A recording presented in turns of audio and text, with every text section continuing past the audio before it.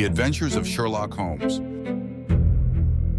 Sherlock Holmes, The Red-Headed League. Part 2. "Well, Watson," said Holmes when our visitor had left us, "what do you make of it all?" "I make nothing of it," I answered frankly. "It is a most mysterious business." "As a rule," said Holmes, "the more bizarre a thing is the less mysterious it proves to be. It is your commonplace, featureless crimes which are really puzzling, just as a commonplace face is the most difficult to identify. But I must be prompt over this matter." "What are you going to do then?" I asked. "To smoke," he answered. "It is quite a three-pipe problem, and I beg that you won't speak to me for 50 minutes. He curled himself up in his chair, with his thin knees drawn up to his hawk-like nose, and there he sat with his eyes closed, and his black clay pipe thrusting out like the bill of some strange bird. I had come to the conclusion that he had dropped asleep, and indeed was nodding myself, when he suddenly sprang out of his chair and with the gesture of a man who has made up his mind and put his pipe down upon the mantelpiece. "Sarasate plays at the St. James's Hall this afternoon," he remarked. "What do you think, Watson? Could your patients spare you for a few hours?" "I have nothing to do today. My practice is never very absorbing." "Then put on your hat and come. I am going through the city first, and we can have some lunch on the way." I observed that there is a good deal of German music on the program, which is rather more to my taste than Italian or French. It is introspective, and I want to introspect. "Come along." We traveled by the underground as far as Aldersgate, and a short walk took us to Saxe-Coburg Square, the scene of the singular story which we had listened to in the morning. It was a poky, little, shabby genteel place, where 4 lines of dingy, 2-storied brick houses looked out into a small, railed-in enclosure, where a lawn of weedy grass and a few clumps of faded laurel bushes made a hard fight against a smoke-laden and uncongenial atmosphere. 3 gilt balls and a brown board with Jabez Wilson in white letters upon a corner house announced the place where our red-headed client carried on his business. Sherlock Holmes stopped in front of it with his head on one side and looked it all over, with his eyes shining brightly between puckered lids. Then he walked slowly up the street and then down again to the corner, still looking keenly at the houses. Finally, he returned to the pawnbroker's, and having thumped vigorously upon the pavement with his stick 2 or 3 times, he went up to the door and knocked. It was instantly opened by a bright-looking, clean-shaven young fellow who asked him to step in. "Thank you," said Holmes. "I only wish to ask you how you would go from here to the Strand." "Third right, 4th left," answered the assistant promptly, closing the door. "Smart fellow that," observed Holmes as we walked away. "He is, in my judgment, the 4th smartest man in London, and for daring I am not sure that he has not a claim to be 3rd. I have known something of him before." "Evidently," said I, "Mr. Wilson's assistant counts for a good deal in this mystery of the Red-Headed League. I am sure that you inquired your way merely in order that you might see him." "Not him." "What then?" "The knees of his trousers." "And what did you see?" "What I expected to see." "Why did you beat the pavement?" "My dear doctor, this is a time for observation, not for talk. We are spies in an enemy's country. We know something of Saxe-Coburg Square. Let us now explore the parts which lie behind it." The road in which we found ourselves as we turned round the corner from the retired Saxe-Coburg Square presented as great a contrast to it as the front of a picture does to the back. It was one of the main arteries which conveyed the traffic of the city to the north and west. The roadway was blocked with the immense stream of commerce flowing in a double tide inward and outward, while the footpaths were black with the hurrying swarm of pedestrians. It was difficult to realize as we looked at the line of fine shops and stately business premises that they really abutted on the other side upon the faded and stagnant square which we had just quitted. "Let me see," said Holmes, standing at the corner and glancing along the line. "I should like just to remember the order of the houses here. It is a hobby of mine to have an exact knowledge of London. There is Mortimer's, the tobacconist, the little newspaper shop, the Coburg branch of the City and Suburban Bank, the vegetarian restaurant, and McFarlane's carriage building depot. That carries us right onto the other block. And now, Doctor, we've done our work, so it's time we had some play.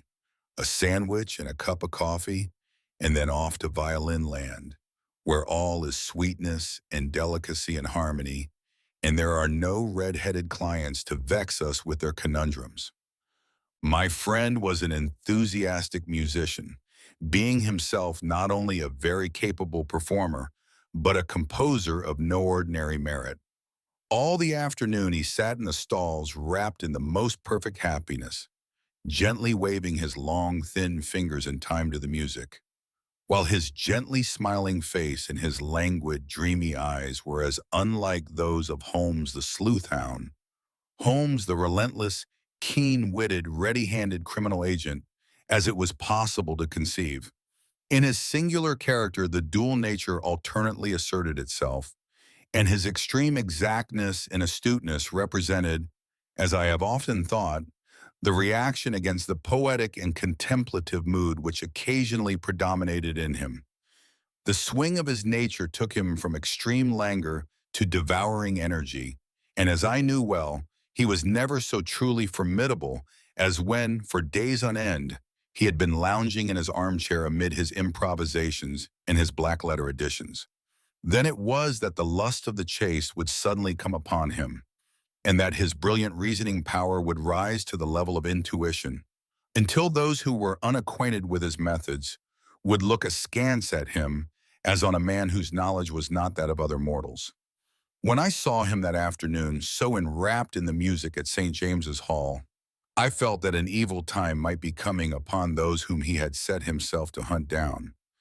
"You want to go home, no doubt, Doctor," he remarked as we emerged.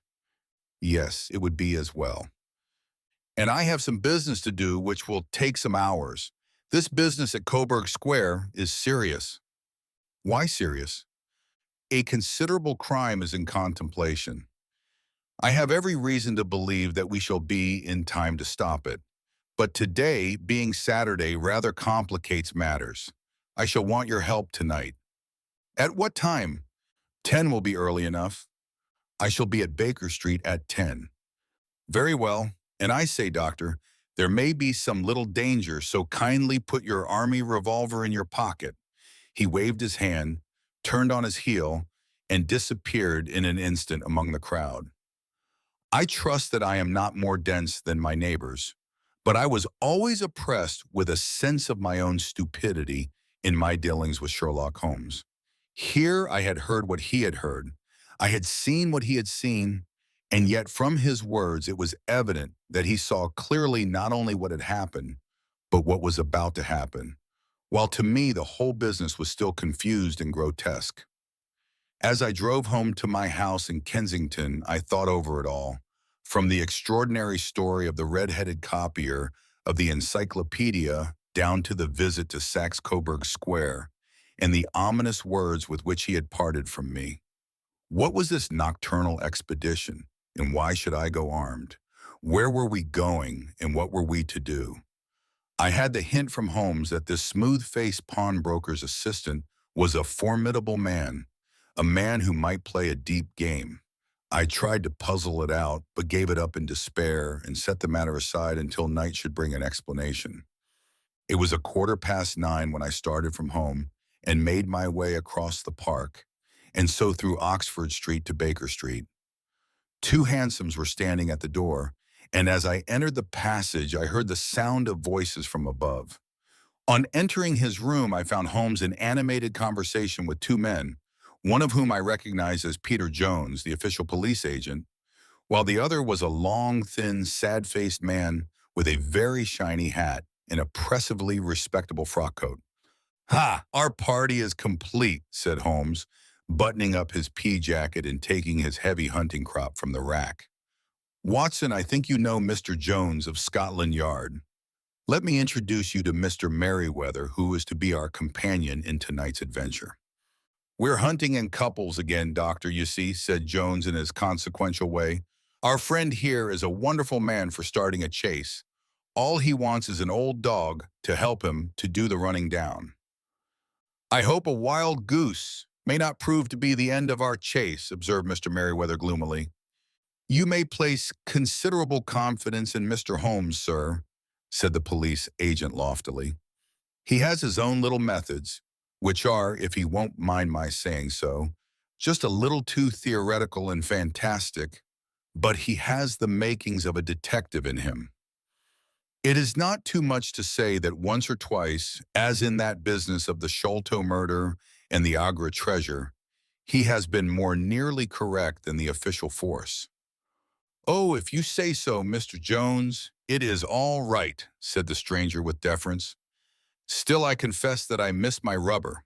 It is the first Saturday night for 27 years that I have not had my rubber. I think you will find, said Sherlock Holmes, that you will play for a higher stake tonight than you have ever done yet, and that the play will be more exciting. For you, Mr. Merriweather, the stake will be some £30,000. And for you, Jones, it will be the man upon whom you wish to lay your hands.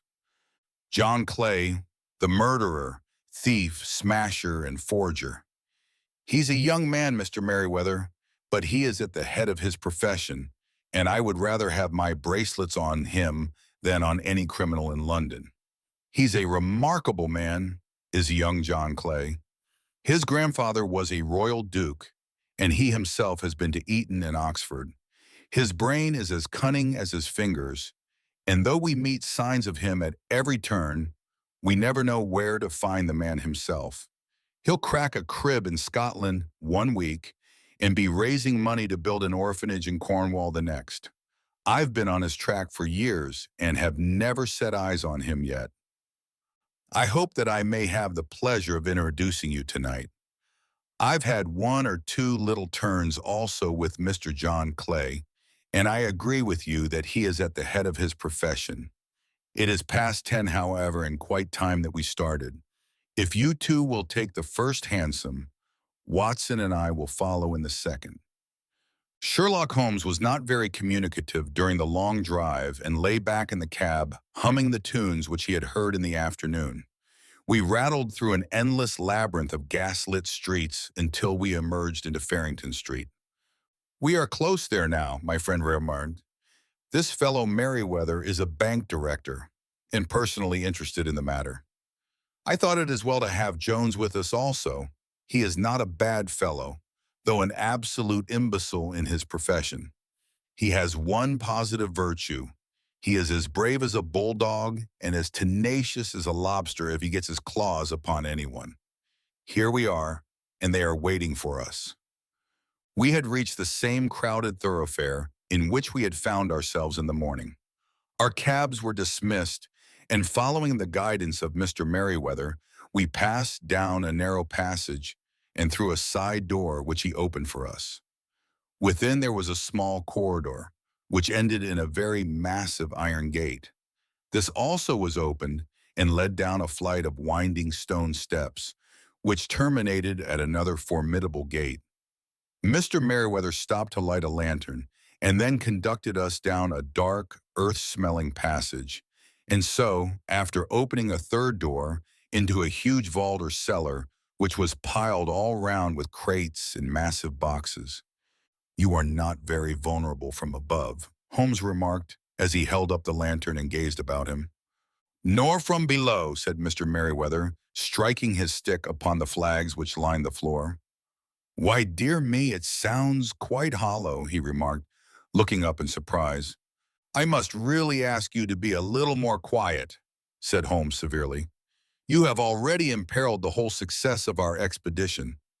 Might I beg that you would have the goodness to sit down upon one of those boxes and not to interfere? The solemn Mr. Merriweather perched himself upon a crate with a very injured expression upon his face, while Holmes fell upon his knees upon the floor and, with the lantern and a magnifying lens, began to examine minutely the cracks between the stones. A few seconds sufficed to satisfy him, for he sprang to his feet again and put his glass in his pocket. We have at least an hour before us, he remarked, for they can hardly take any steps until the good pawnbroker is safely in bed. Then they will not lose a minute, for the sooner they do their work, the longer time they will have for their escape. We are at present, Doctor, as no doubt you have divined, in the cellar of the city branch of one of the principal London banks. Mr. Merriweather is the chairman of directors, and he will explain to you that there are reasons why the more daring criminals of London should take a considerable interest in this cellar at present. "It is our French gold," whispered the director. "We have had several warnings that an attempt might be made upon it." "Your French gold?" "Yes, we had occasion some months ago to strengthen our resources and borrowed for that purpose 30,000 Napoleons from the Bank of France. It has become known that we have never had occasion to unpack the money and that it is still lying in our cellar. The crate upon which I sit contains 2,000 Napoleons packed between layers of lead foil.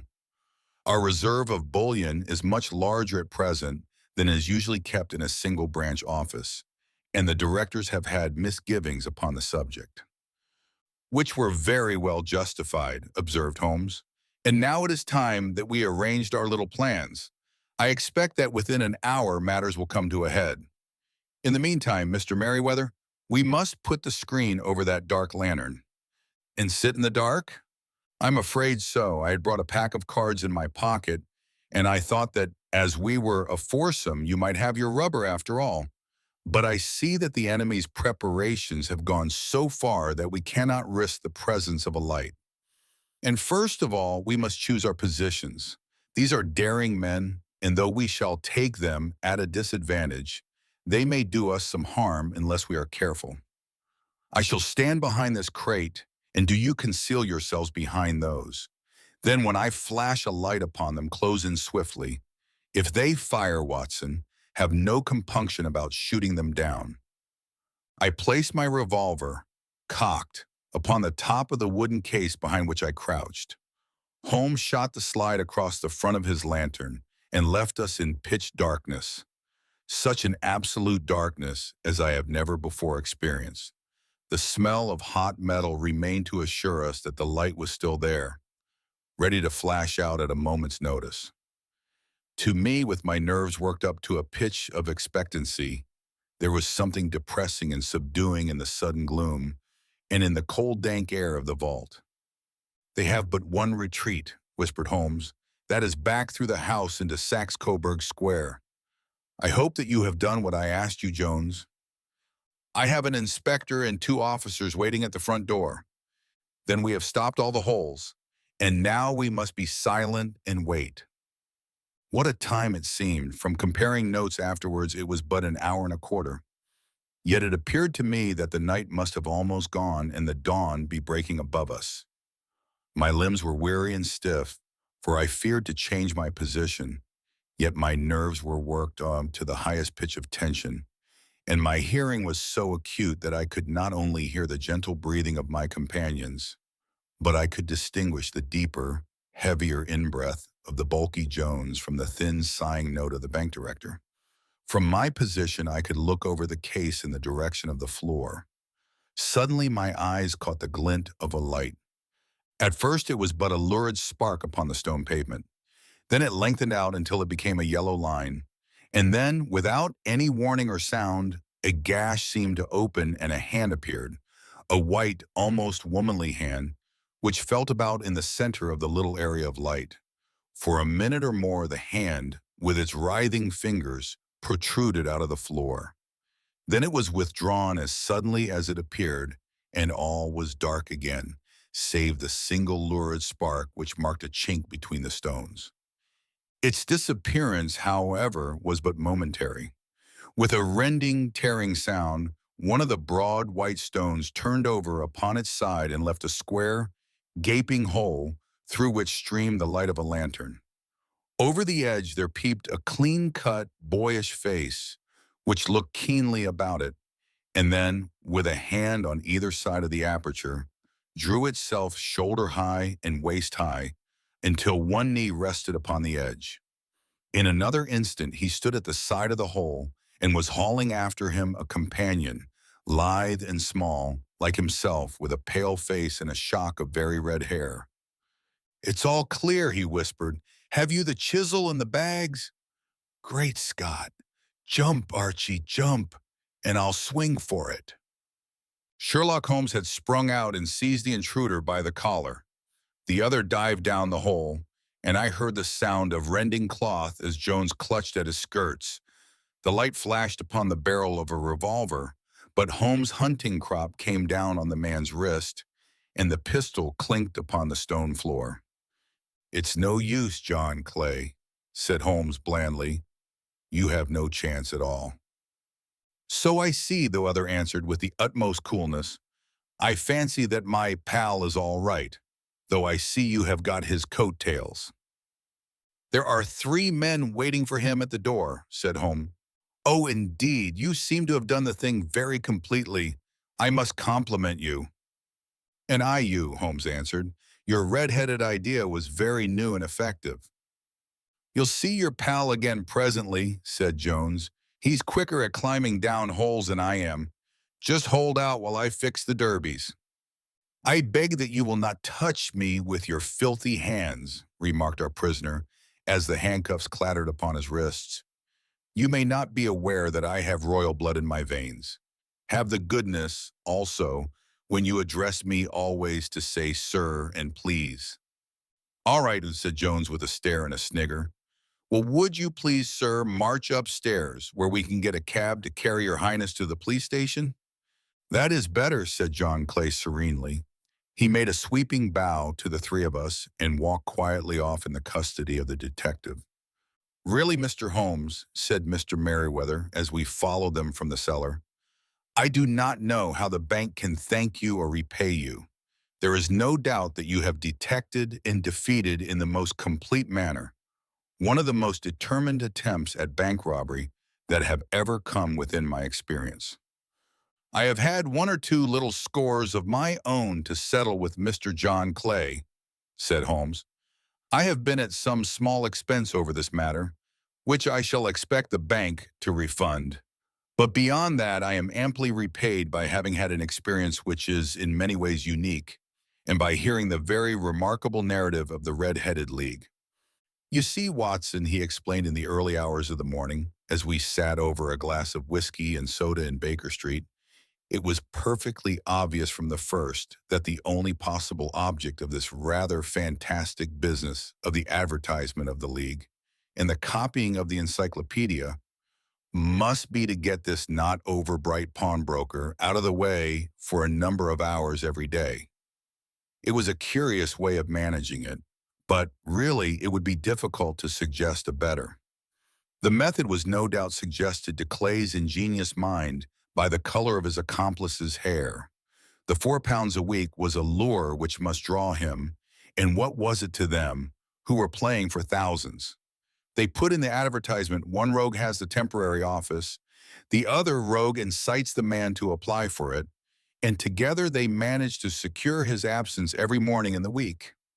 From the time that I heard of the assistant having come for half wages, it was obvious to me that he had some strong motive for securing the situation.